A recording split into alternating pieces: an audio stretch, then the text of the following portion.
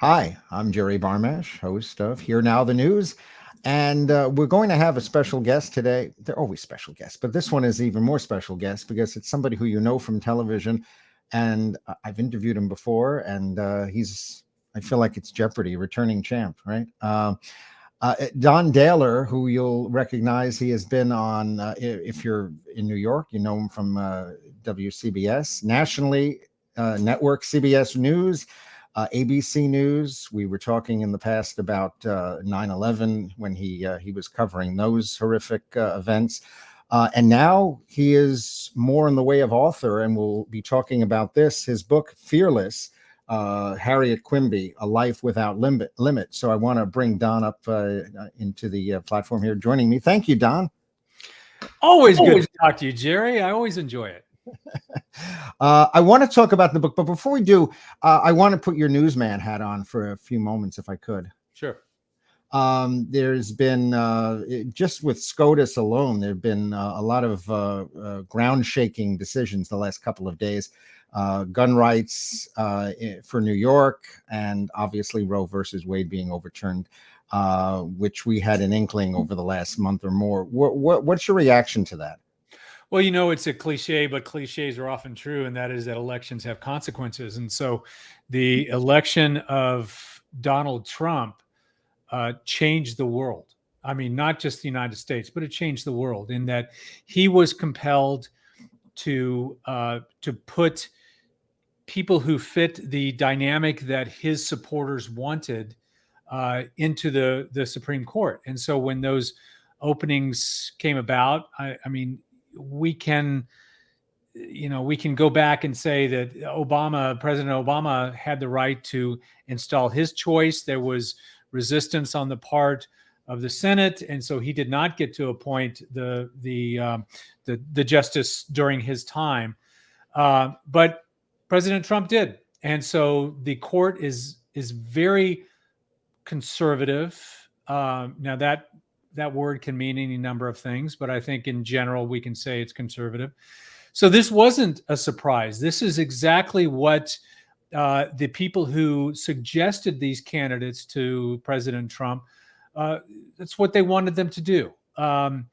There's an incredible backlash going on, Jerry, as you have seen, even just today, recently, with the protests and things.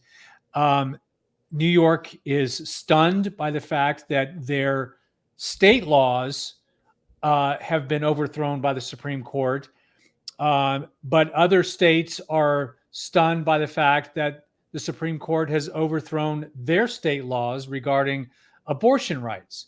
So there's no consistency there. And I think that's where there's a lot of alarm about what is happening, including what's happening with the separation of church and state with some of the recent rulings. So it's a tumultuous time in the United States, and as well as the repercussions that will be worldwide, because the United States sneezes, the world gets a cold. So it's going to affect a lot of other places.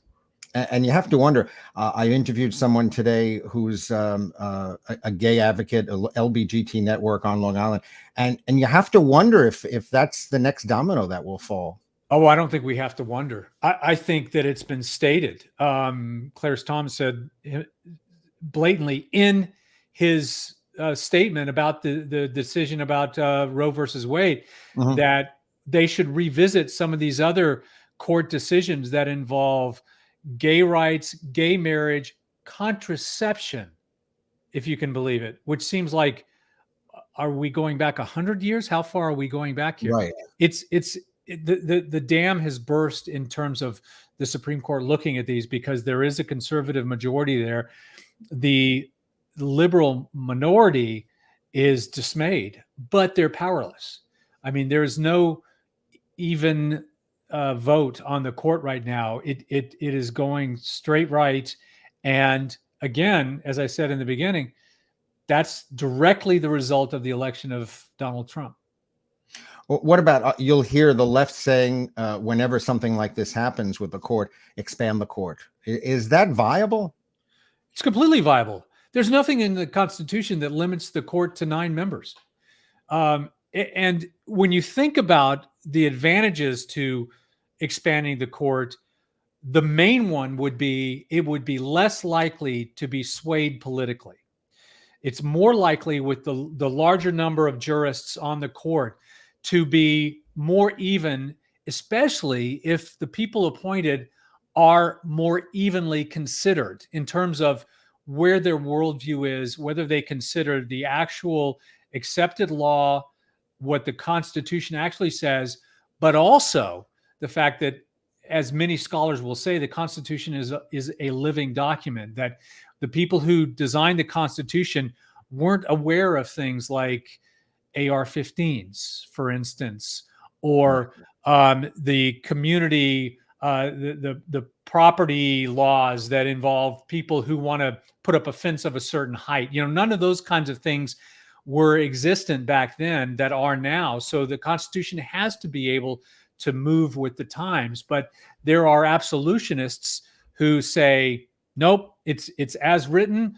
The musket, according to the Constitution, is the same item as a cannon, which is, a lot of people would say that that's absurd. Yeah. And what about the gun rights, which the carry conceal law? What do you? I mean, again, it's split 6-3 between the conservative and the liberal judges, and depending upon where you stand politically, not you, but you see the responses are either this is great for Second Amendment rights, or this is going to cause, the wild, wild west, escalating violence and having people with guns. Where do you stand on that?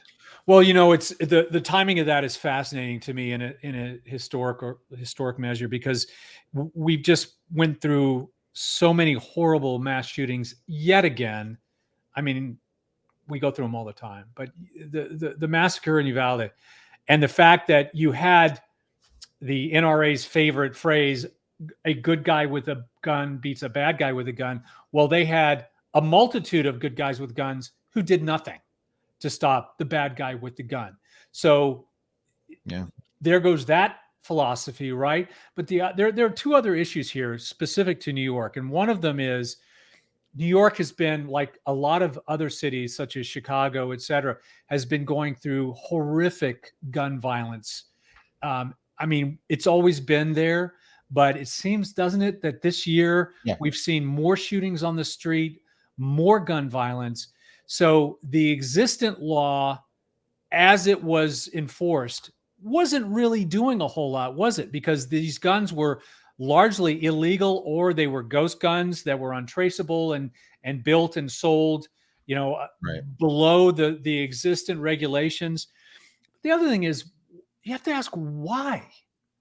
Why, in this time of gun violence and death of children, as well as innocent adults, why would the court take this measure? And I'm absolutely flummoxed by it, because are people's right. I know there has to be someone with standing to bring the case before the Supreme Court and say, my rights are being infringed, please consider this.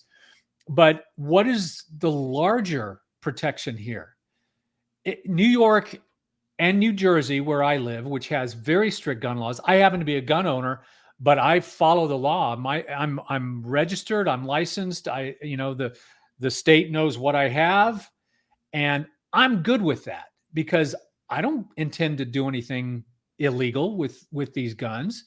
The problem is that there's such a fantasy among a lot of people who are rabid about the Second Amendment, that they want to make sure that, should the government do something, maybe such as elect a person that they don't like, they want to be able to rise up against the government with their guns and fight, which is, as a person who's been in war zones many, many times, patently absurd. One guy with an AR-15, I don't care how much ammunition you have, cannot go up against the government with all of the sophisticated weaponry and training that they have. It's absurd. But it's the fantasy among many gun owners, especially the people who are so rabid about the Second Amendment. Second Amendment is a very important right, but it's a limited right. And you cannot own a tank. You cannot own a bomb. You cannot own an anti-aircraft missile. So it has been limited. And there are limitations that make sense in terms of how many people are massacring each other. And to me, it's a baffling decision to make in this time, especially on the heels of what happened in Texas, which was just heartrending. The fact that these guys who were with, bulletproof vests and all of their great equipment and everything, and they stood outside while these children were massacred. Yeah. It's just ridiculous that we are even talking about expanding the right to carry concealed weapons rather than restricting the right to carry concealed weapons. And I know I'm going to get emails about this, but I don't care. I'll take on any argument about this. It's just ridiculous. And again, I'm a gun owner, but I think that there should be limitations on where those are allowed to be in society. And the other thing that's baffling to me is New York as a state decided to do this, and the Supreme Court and conservatives are all about states' rights. Right. I mean, the abortion thing is arguably about states' rights to limit abortion. So they were good with that. But in terms of being able to protect your civilians with laws that affect how many people can carry concealed weapons, that's not okay for a state to do. It's confusing to me. Yeah, that how they picking and choosing. You're right. Yeah. So if you had the choice and you had the if it was legal in your state, would you carry? No, you there's no reason for me to carry. I'm completely safe. We have police. We have law-abiding citizens. I do not feel threatened in any way when I'm out and about. I don't even feel threatened when I'm in New York City and out and about. New York City has seen a lot of gun violence in specific areas, and it's very random. And yes, I could be a victim of something random like that, but I feel safe when I'm there, and I see the police all over the place, and I know a lot of the police officers, and they're completely upstanding, wonderful people who are serving the public. So to feel like, the joke is the guy who walks into an Arby's with an assault rifle strapped to his back. And what that tells me is, man, this is this biggest scaredy cat on the planet. What is he afraid of? What is he afraid of? He's terrified of everything if he has to carry a gun around. I also wonder if there would be more vigilantism, protecting against other people and going after, if they see something and just, having the gun, and now they can just feel like they have, like almost making citizens arrest that way. Perhaps, but I will tell you, I took weaponry training both with the military and with the police in covering this issue, and I've had a lot of training. And one of the amazing things is that even somebody like a police officer or a soldier who's been exceedingly well trained in the use of firearms will miss more times than they will hit when the adrenaline is flowing through their veins and the bullets are coming their way. So to have somebody like a school teacher or just a regular Joe who maybe goes to the range once a month or twice a year or whatever, that they're going to be able to pull out a gun and hit the bad guy and not hit everyone else around the bad guy, it's just not reality. It's not going to happen. I mean, that's part of the fantasy, that you're going to be able to calmly pull your weapon and shoot the bad guy. It's not going to happen because it doesn't happen with the people who are trained. It doesn't happen with the police. They will tell you that's why, there are always stories about when there's a shootout that the police fired 58 bullets or whatever. Well, the reason is because they missed the damn target so many times, because it's human nature. It's very difficult to stay calm when you're shaking from adrenaline and the bullets are whizzing by your ear to actually hit what you're shooting at. So for a regular citizen to be able to do that, not reality. Yeah, I mean, I know a detective who's retired now. He worked in the NYPD for 20-something years. He never got off a shot once. Yeah. I mean, and never even tried. Yeah. So it's very, very small number of cops that actually shoot. Exactly. Yeah. I can tell you this much. The cops don't want people in New York City carrying concealed weapons walking around. They don't see it as something like to back them up. What they see is there's another person on the street, maybe behind them, in a tense situation where bullets are flying, and this guy's going to be shooting his weapon. So the cops are going to turn around and shoot him too. If he's not a cop and he hasn't identified himself as a cop, but he's got a gun shooting, they're not going to take a chance on this guy. They don't know if he's, a friend of the guy that they're after. They're going to shoot him too. So, and, anybody around him, behind him, or, anyone in the neighborhood has a chance to get a ricochet or get shot as well. It's Yeah. just, it's the Wild West all over again. And, New York had one of the strictest laws about this. And the fact that it's been shut down now, I think they're sitting there scratching their heads about, well, what do we do now? How do we stop this from getting out of control? Yeah, I wonder how I mean, I know the mayor and the governor are talking about it, and I wonder what loopholes they can come up with. It was a pretty broad ruling, wasn't it? Yeah. I mean, it wasn't like they allowed certain limitations or they allowed a broader definition of who's allowed to get a concealed carry. They just said, Right. no, everybody can have a concealed carry. It's a violation of the Second Amendment to not allow that. Right. The only thing they left open was the sensitive areas, and even that's vague. Yeah. Which I'm sure that'll be haggled in courts. Sure. Is it hospitals? Is it synagogues? Is it churches? Is it schools? Is it Yeah.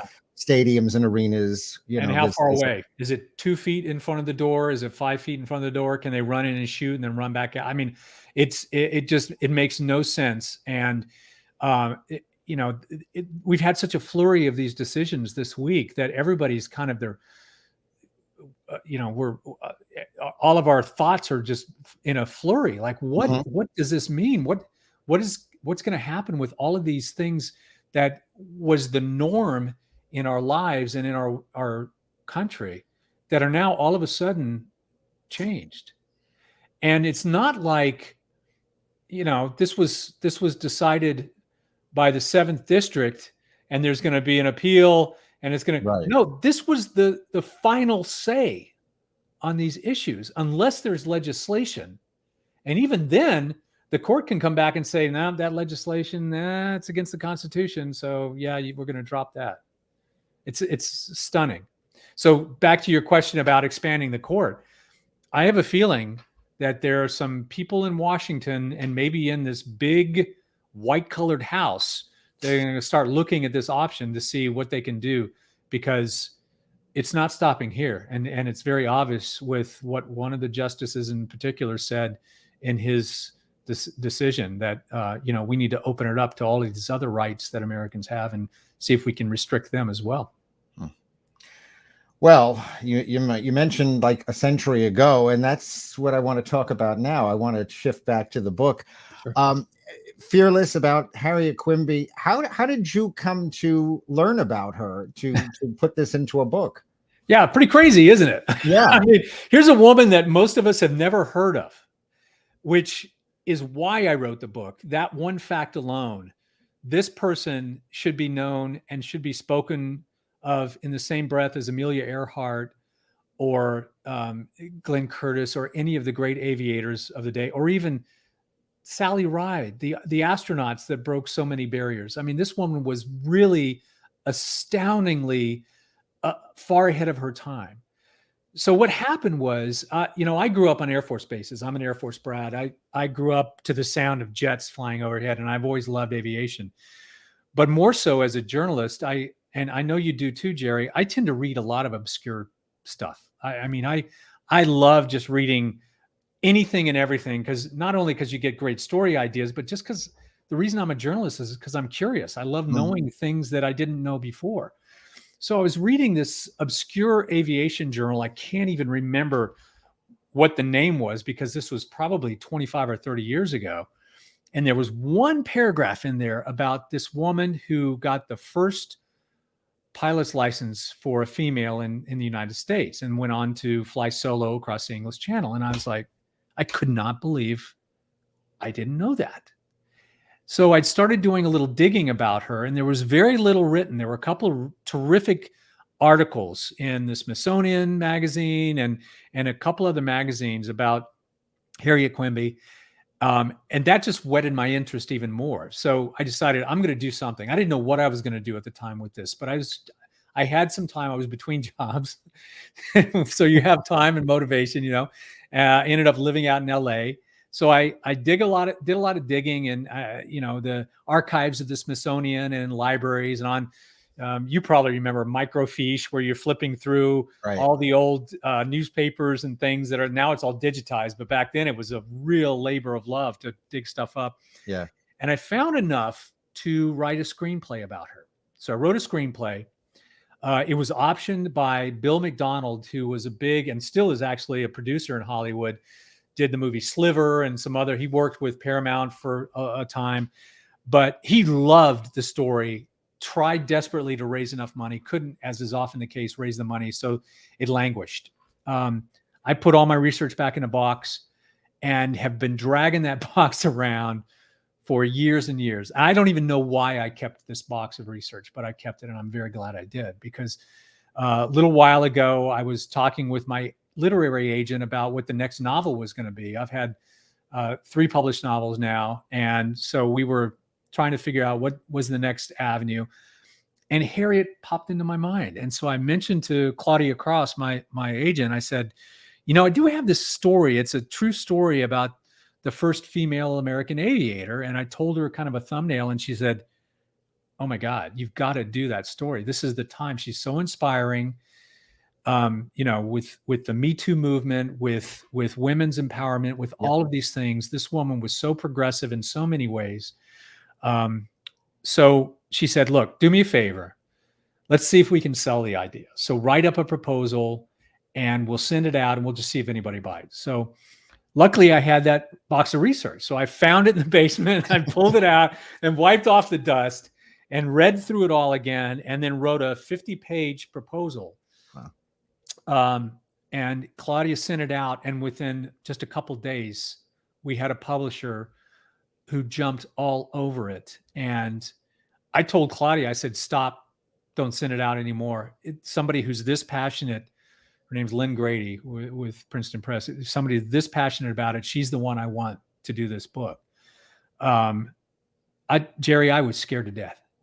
When Lynn said she wanted the book, I went, oh crap, what do I do now? I've never taken on a project like this. I've never written a biography or a nonfiction book of that length. I've written novels, but you can make everything up, and you can make your protagonist really smart, and you can make the bad guys lose. And in this, I had to, with a biography, you have to be able to have every fact in there attributed to where you got it. There's a bunch of pages of notes in the back where everything I say in the book, I have to tell you where I got that information.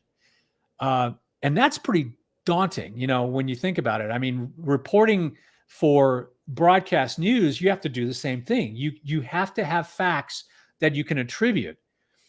But you're talking, a minute and a half piece to, if it's Nightline, maybe 7-minute long piece versus 350 pages of information. So that in and of itself was daunting. But I tell you what, it's such an amazing story that it ended up being one of the most fun, interesting books I've ever written. I could not wait to get in here to the office every morning and start working on it again. So did you have to do more research from what you had in the dusty box? Tons more research. Yeah. And the reason is, again, because I needed a lot more information about her than a screenplay would reveal. A screenplay, you can take license. Mm-hmm. You can make leaps of, not logic, but leaps, dramatic leaps for the sake of telling the story, right? For biography, you can't do that. I mean, you can write it in an interesting way, but you better damn well be able to show where you got everything that's in that book.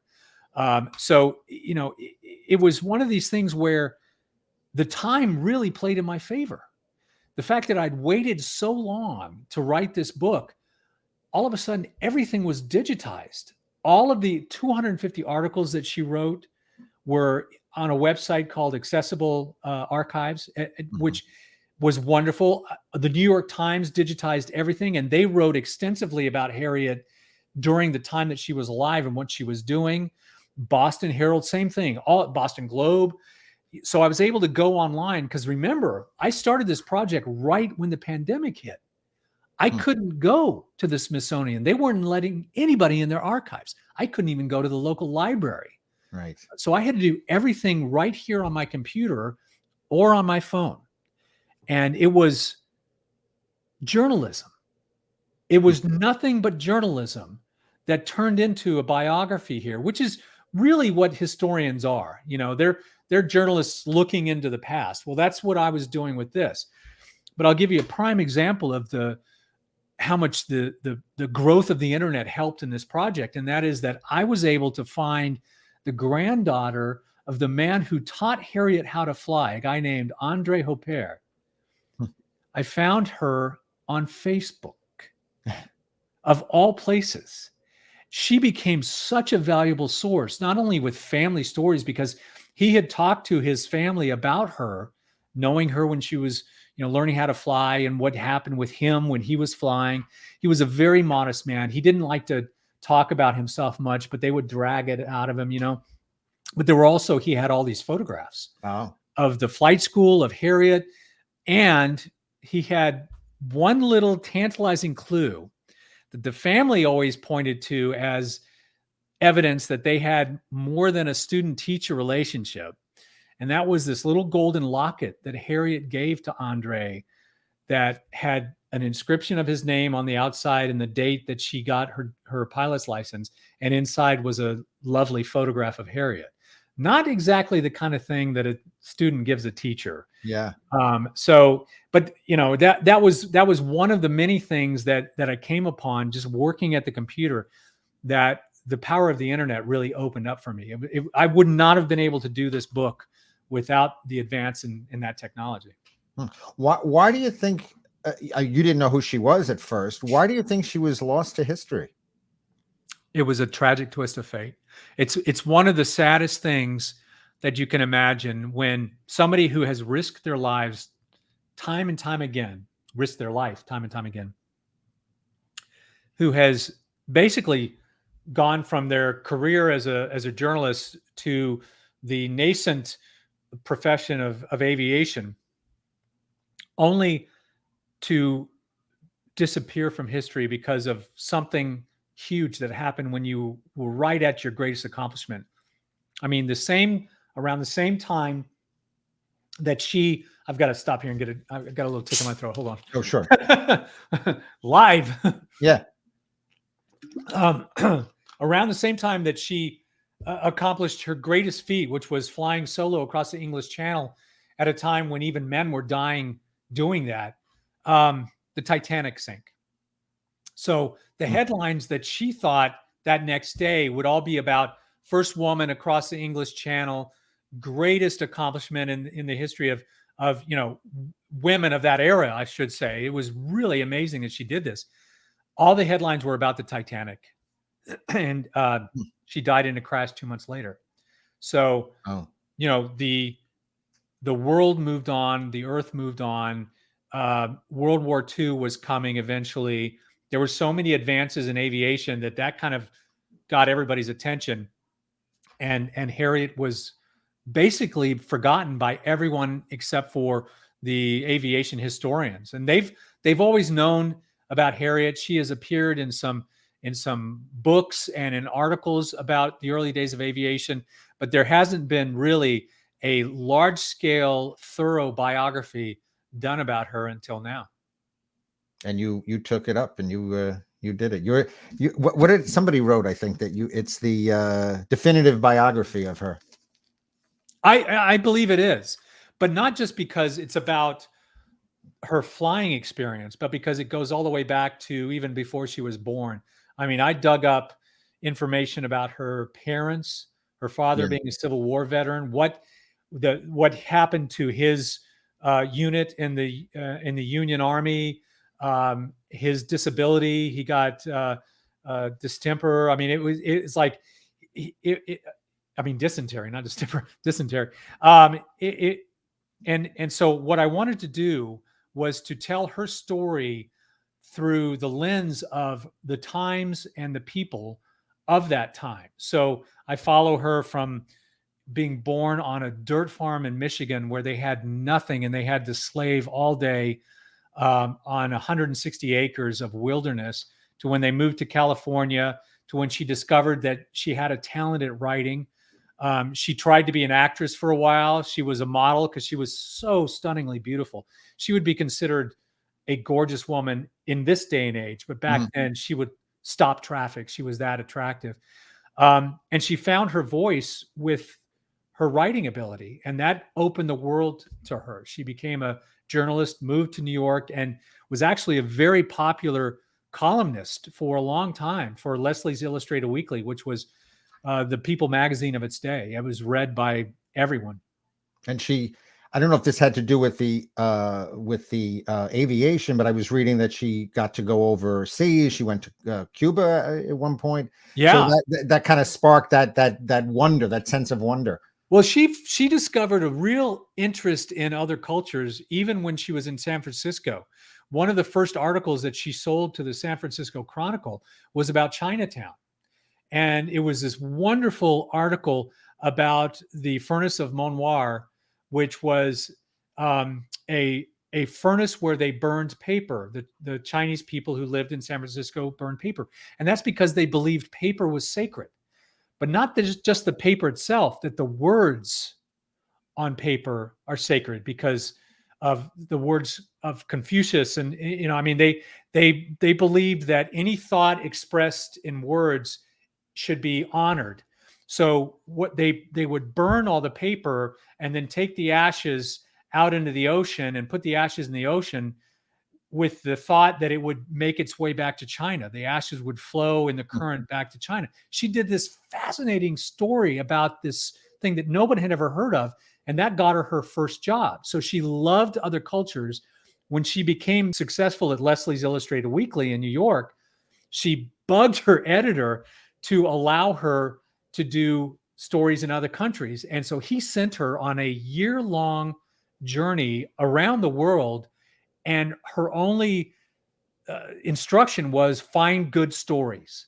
And she found a lot of good stories. She traveled, to Egypt. She went to Asia. She went to Africa. She was in the Caribbean. And every one of the stories that I got to see, since they're now digitized, I thought was just brilliantly imagined and described. She was so observant. She was also one of the first journalists to use a camera. So a lot of her stories were accompanied by her own photographs, which were really quite good. I mean, they weren't just little snapshots. They were artistically done photographs. Wow. So overall, and I'm sure there's a lot, but what mostly stands out about her for you? The title of the book, Mm-hmm. Fearless. I think this woman was fearless. I think she tried everything that she wanted to, that she could imagine. And no matter how many people told her, you can't do that because A, it's dangerous, B, you're a woman, C, it's just not done. She's like, she ignored it. She did it. She was one of the first women to drive a car and eventually to own a car. In fact, she owned two different cars. She owned one out in California and one in New York.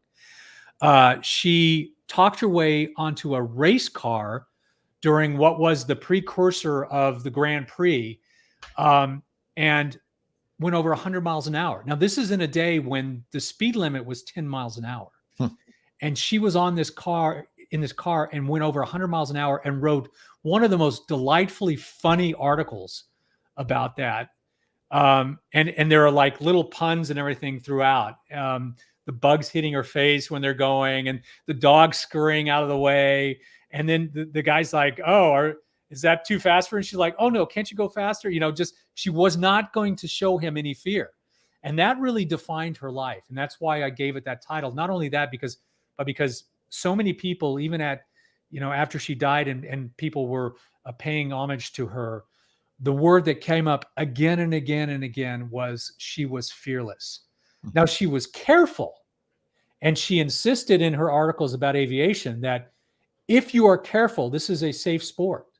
She was one of the first to do the pilot check around, where she checked every nut and bolt and cable and wing surface and everything, which, as you know, is de rigueur now. All pilots do that. You can see your jet pilot outside running his hands over the casing on the jet engine.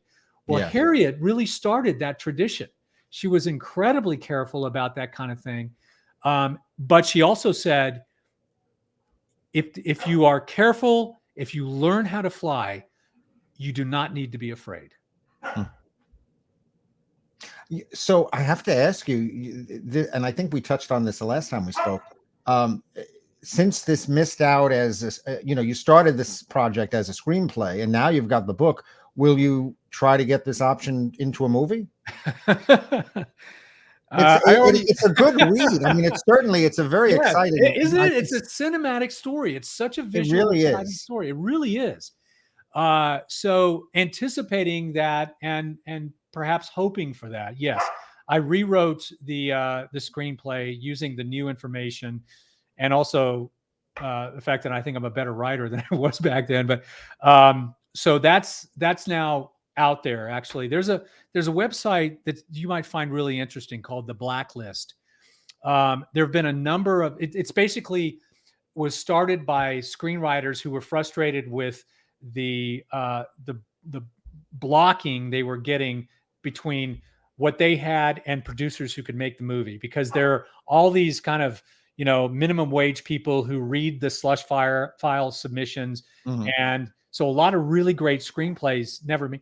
I mean, some of the screenplays that were submitted on the Blacklist and made were Argo, The King's Speech. A lot of really great movies made their way into the hands of producers who went on the Blacklist to bypass all of the naysayers who were turning down really good scripts. So it's out there. It's gotten really good reviews on the Blacklist, and I'm hoping that there's a producer out there that wants to tell her story, because I agree with you. I think it would be a terrific movie. I'd love to watch it. Think about all the, even just the flight images of those old planes and what they had to do to steer them. I mean, they didn't have the normal kind of instrumentation that we have now. They would literally warp the wings like this to try to steer the aircraft. They didn't have all of the modern flaps and things. And I think that would be an amazing movie to show all of that. But plus, there's so much drama to it. Her story is so dramatic. Yeah, I mean, look, it's not an older movie, but Top Gun just made $1 billion. So Yeah.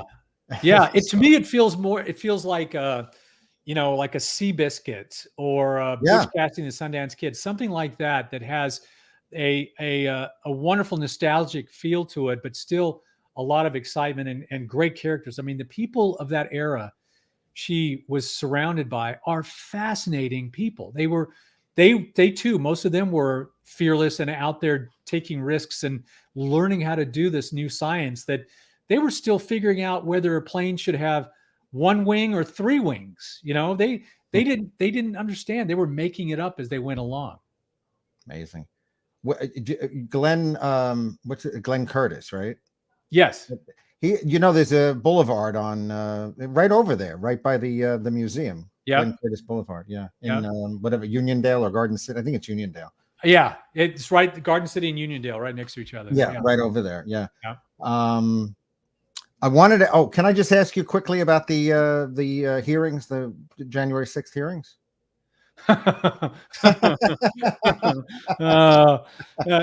The good thing is that not being employed by a major news network, I feel a little bit freer to express opinions, which I never was before, and I was actually pretty disciplined about not expressing my feelings. But my God, I'm glued to the television.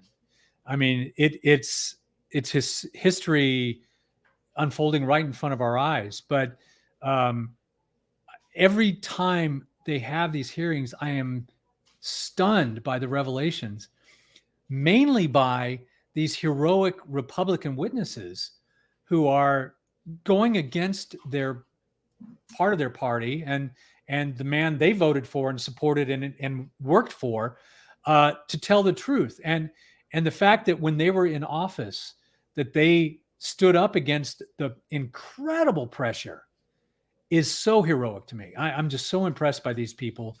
And I don't know where this is all going to lead. It Right. feels like the mountain of evidence gets taller and taller, that there will have to be a Department of Justice indictment or indictments that come down from this. Mhm. We shall see. But I tell you what, it is fascinating television to watch every day. And I think it's being very well conducted. Fox News at first didn't want to carry it. They decided to carry it, which kudos to them. I'm very glad they did. That's a very responsible thing to do, even though they know that they're going to anger a lot of their viewers. I think they're being very, very responsible.